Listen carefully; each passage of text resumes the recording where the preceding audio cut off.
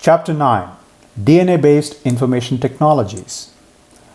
In this lecture, we will discuss as to how comparative genomics helps to map genes, identify new proteins, and also discover disease-related genes. Furthermore, we will continue our discussion as to how genomics can be used to elucidate genetic patterns of medical interest. Human genome contains many different sequence types. In many ways, the human genome is much more complex than we previously realized. Many eukaryotic genes contain one or more segments of DNA that do not code for the amino acid sequence of a polypeptide product, or they do not code for a protein. Such non-translated DNA segments are called intervening sequences or introns, and the coding segments are called exons. The introns are spliced from a primary RNA transcript to generate a transcript that can be translated contiguously into a protein product. An exon often encodes a single domain of a larger multi-domain proteins. Notably, alternative modes of gene expression and RNA splicing permit alternative combinations of exons, leading to the production of more than one protein from a single gene. What does this mean? Alternative splicing is far more common in humans and other vertebrates. And in alternatives of splicing, the splicing of intron segments in the genome takes place. And in this case, the introns occupy the space between exons from 1 to 5. And when splicing happens, the intron portion of the genome is removed and all the exon portion are combined together to form a spliced mRNA. And this can code for proteins as well. In mammals and some other eukaryotes, the typical gene has a much higher proportion of intron DNA than exon DNA, as you can see. Introns contribute about 25.9% of the total human genome, whereas exons, or the protein coding region, is only about 1.5%. However, when introns are included in the accounting, as much as 30% of human genome consists of genes that encode proteins. That is because introns can undergo alternative splicing. The relative paucity of protein coding genes in the human genome leaves a lot of DNA unaccounted for. If you look at it, a majority of DNA is unaccounted because the function of these segments are not known or poorly understood. Perhaps most surprising is that about half the human genome is made up of moderately repeated sequences that are derived from transposons. And transposons are a few hundred to several hundred or 1,000 base pair long sequences that can move from one location to another in the genome. So transposons are basically mobile elements in a genome, and they are also called as molecular parasites. Now, this particular pie chart that is shown here shows the proportion of various types of sequences, and especially the transposons. Now, the classes of transposons that represent nearly half of the total genomic DNA, as you can see, are indicated in gray. The LTR retrotransposons are retrotransposons with long terminal repeats.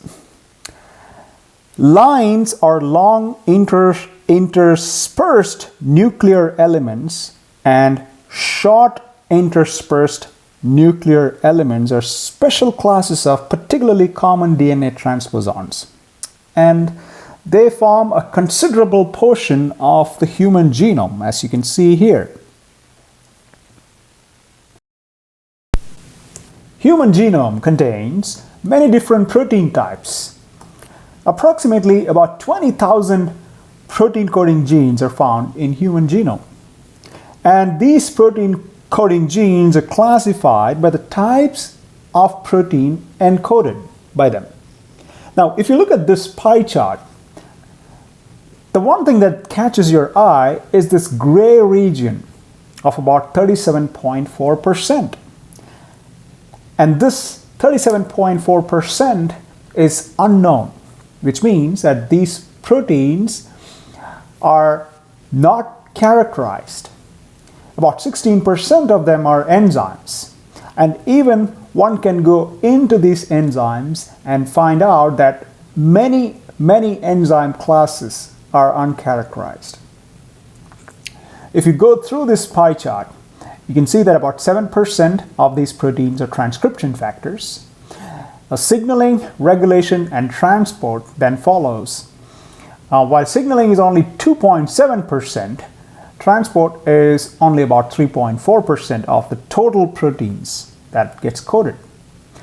Nucleic acid binding proteins and receptors are also present, whereas miscellaneous, I'm not sure exactly, but miscellaneous could be those proteins that function as both enzymes and receptors, and also as transport proteins. Miscellaneous proteins could also have activities that is not known, and that can also come under unknown. Membrane proteins, we'll talk about membrane proteins later in chapter 11, but membrane proteins constitute about 2.4%. And these proteins are embedded in the membrane and can function as transport proteins or also as enzymes.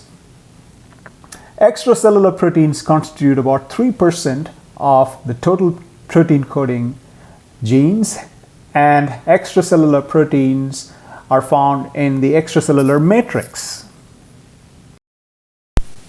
About 3% or so of the human genome consists of highly repetitive sequence, referred to as single sequence repeats. These are generally less than 10 base pairs long and are sometimes repeated millions of times per cell and distributed in short segments of tandem repeats. The most prominent examples of short sequence repeat DNA are found in centromeres and telomeres. Human telomeres, for example, consist of up to 20,000 contiguous repeats of the sequences, and these sequences are pretty much conserved. Short tandem repeats are isolated segments of repeat sequences, often containing up to a few dozen tandem repeats of a simple sequence. We will talk about short tandem repeats in the upcoming slides. Single nucleotide polymorphisms, or SNPs, can distinguish human populations. In addition, SNPs can tell us the similarities and differences among individual humans. Each person differs from the next by, on average, 1 in every 1,000 base pairs. Many of these variations are in the form of SNPs. The position of SNPs in the human genome can be identified in genomic samples. The SNPs can be in any part of the genome. For example, here, the chromosome A in 4 individuals are shown here. And the position of SNPs can also be seen that are separated by thousands of base pairs. Now, SNPs and other genetic differences that are close together on a chromosome are rarely affected by genetic recombination and are usually inherited together. Such a grouping of multiple SNPs is known as haplotypes. Haplotypes provide convenient markers for certain human populations and individuals within populations. Defining a haplotype requires several steps. First, positions that contain SNPs in the human population are identified in human genomic DNA. For example, in this case, SNPs in chromosome A is identified. Each SNP in a prospective haplotype, as shown here, may be separated from the next SNP by several thousand base pairs and still be regarded as nearby in the context of chromosomes. As you can see, this SNP in an individual is about 1,000 base pairs separated from the next SNP. One of the reasons why these are considered nearby is because chromosomes have millions of base pairs. Now, a set of SNPs typically inherited together is defined as haplotype, as I said. Each haplotype 1 to 4 that is shown here, consists of the particular bases found at the various SNP positions that is shown here. This is the SNP that is shown here, the SNP that is shown in this position, and the third SNP that is shown in the third position. And these are a defined set. Tag SNPs are a subset of SNPs that define an entire haplotype. And these tag SNPs are explained in this way.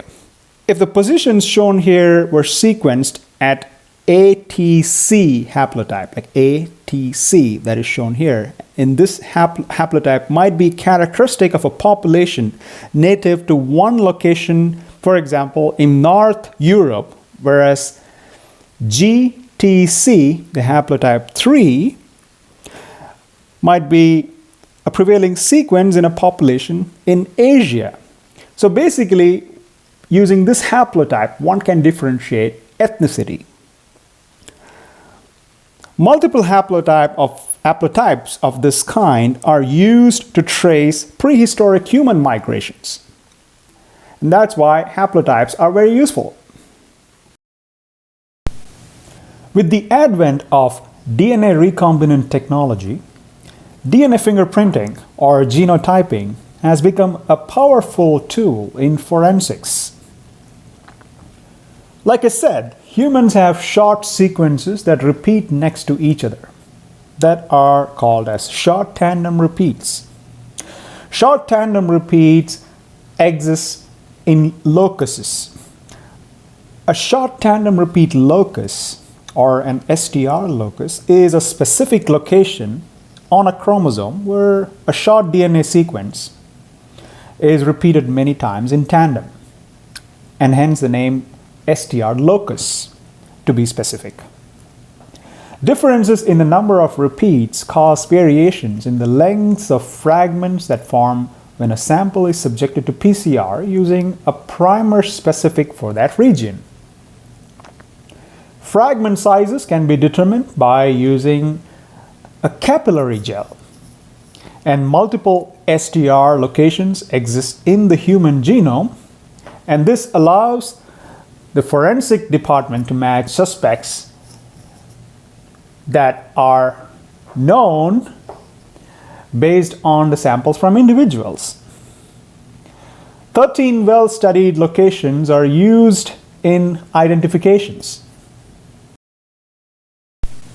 The illustration shown here describes an example of how DNA fingerprinting can be used to identify specific STR loci. STR loci can be analyzed by PCR. Suitable PCR primers that are dye-labeled are targeted to sequences on either side of the STR. This is the STR locus. and the region between these either sides is amplified. If the STR sequence have different lengths on the chromosome of an individual, two PCR products of different length will result. Now these PCR products are run on a capillary gel, and the scan of this PCR products result in the length of this locus. The PCR products from amplification of 16 STR loci run on a single capillary acrylamide gel are shown here, and this is how it looks like when it's run. Now, when this is converted to a chromatogram, it actually looks like this. One can actually plot this with the relative fluorescent units on the y-axis because the primers have dye attached to them. Determination of which locus corresponds to which signal depends on the color of the fluorescent dye attached to the primers that are here, that are used for PCR amplification. And it also determines the size range in which the signal appears. So this is a classic example of how DNA fingerprinting can be used. Over the past decade or so, the Human Genome Project has attracted considerable attention. Sequencing of the human genome allows for identification and categorization of different haplotypes, understanding the differences between humans and other species, identification of genes involved in the disease, and more importantly, tracking the path of human migration.